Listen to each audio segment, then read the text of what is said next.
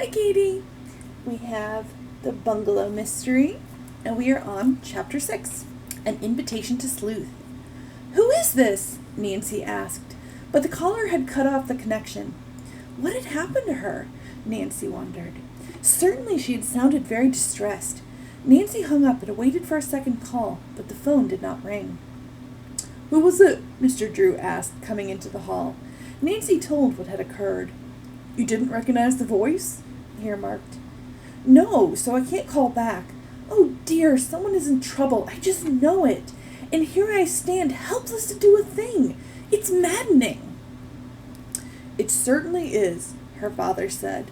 Well, dear, I must run down to the office. Presently he left the house. After seeing that Hannah was comfortable, Nancy went to her bedroom and thoughtfully opened the closet door. This is as good a day as any to start on Dad's investigation, she thought. Nancy took out a two-piece navy dress, which made her look older than her 18 years. Next, she found a pair of comfortable low-heeled pumps. For several minutes, Nancy experimented with various hairstyles. She finally chose a simple off-the-face arrangement. Nancy put on tiny pearl earrings, dusted her nose lightly with powder, and finally added a dash of lipstick. After she had changed her clothes and given herself a final appraisal, Nancy went to Hannah's room to tell her she was going out for a while. Gracious, Nancy, said the housekeeper, giving the girl a sharp glance. You look awfully businesslike today. Where are you going? Dad asked me to look something up for him, she said. I'll be back in time for lunch. Don't worry about that, said Hannah. I can get around. Have a good time, dear. When Nancy left the house, she consulted the list Mr. Drew had given her. Mrs. William Farley, the first name on the paper, lived on Acorn Street, 7 blocks from the Drew residence. Nancy set out at a brisk pace, rehearsing in her mind the approach on which she had decided. One of the girls' favorite community projects was a recreational youth center located in downtown River Heights. The center always needed volunteer helpers as well as entertainers for the children. A good way to find out something about Dad's suspects, Nancy decided, is to see how they'll respond to a needy cause, and I'll be telling the truth when I say that I'm working for the organization. This resolved, Nancy soon reached a modest white house which was set back from the street a short distance. The front walk was outlined with pink and white petunias, and the grass was well tended. Nancy rang the bell. The door opened almost immediately by an elderly woman with wavy white hair and the greenest, most alert eyes Nancy had ever seen. Yes? She inquired pleasantly. Nancy introduced herself, then explained the purpose of her call. She was invited inside. Please be seated, said the woman, sitting herself down. Nancy chose a Duncan Fife rocking chair covered with a black floral print. The hostess smiled. I'd be glad to help you with your project, my dear, she said, although I have no talent. Also, I don't leave this house very much. I'm a recent widow, you see, and I haven't been too well lately. Nancy expressed sympathy and that she understood completely. She liked this friendly little woman on first sight. Would a small check help your cause? The widow asked. Perhaps you could buy some equipment for the children. That would be wonderful, Nancy said, but I'm not soliciting funds. Mrs. Farley smiled shyly. I realize this, she said, but there's so little I can do to help others. Mr. Farley left most of his estate, which was modest, in trust, and I have only a tiny income to live on. The woman arose, and despite Nancy's protests, went to the desk where she wrote out a check. Nancy thanked her profusely, for she realized this was a sacrifice on the widow's part. I'm glad I can help, said Mrs. Farley. Please come see me again and tell me how the youth center is coming along. Nancy promised to do this. After a few more minutes of conversation, she bade Mrs. Farley goodbye and left the house.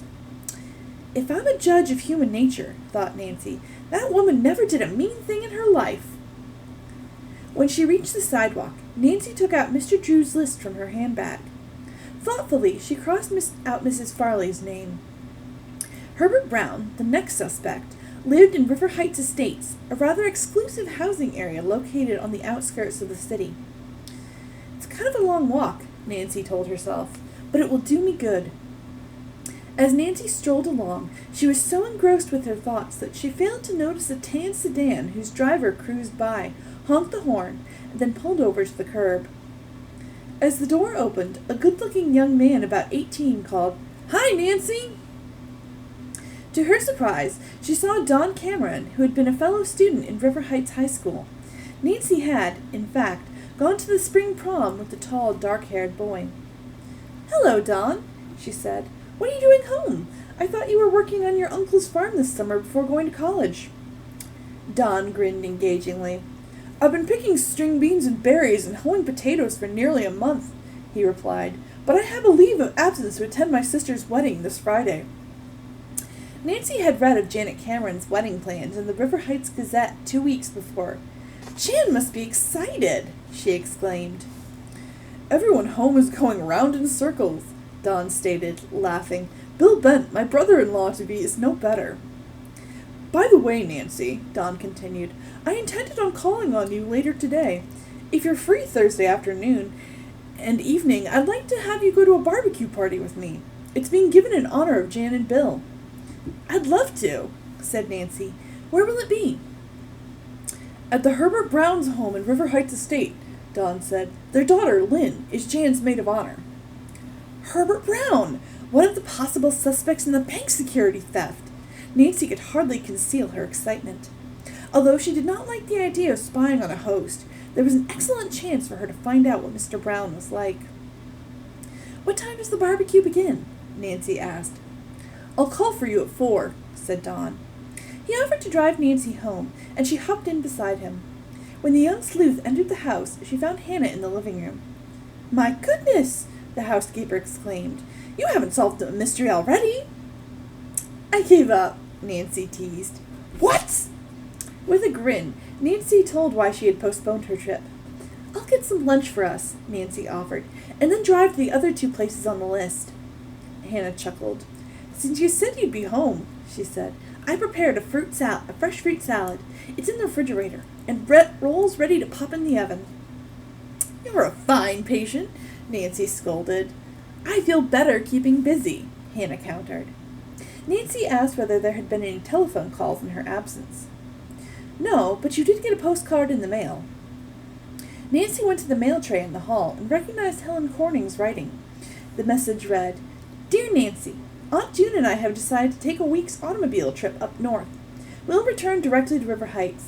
Plan to stop and see Laura Pendleton on our way. Hope Hannah is better. Love, Helen." Nancy read the card aloud and commented, "I hope Helen lets me know how everything is at the Aborns' home. Anyway, I'm going to call Laura myself in a few days to find out how she is and make a date with her to come here." "Do you think her guardian will let her leave his care so soon?" the housekeeper asked as she reached for her crutches. When there was no reply, Hannah looked toward the hall. Nancy's normally rosy complexion was deadly white. She looked as if she were about to faint.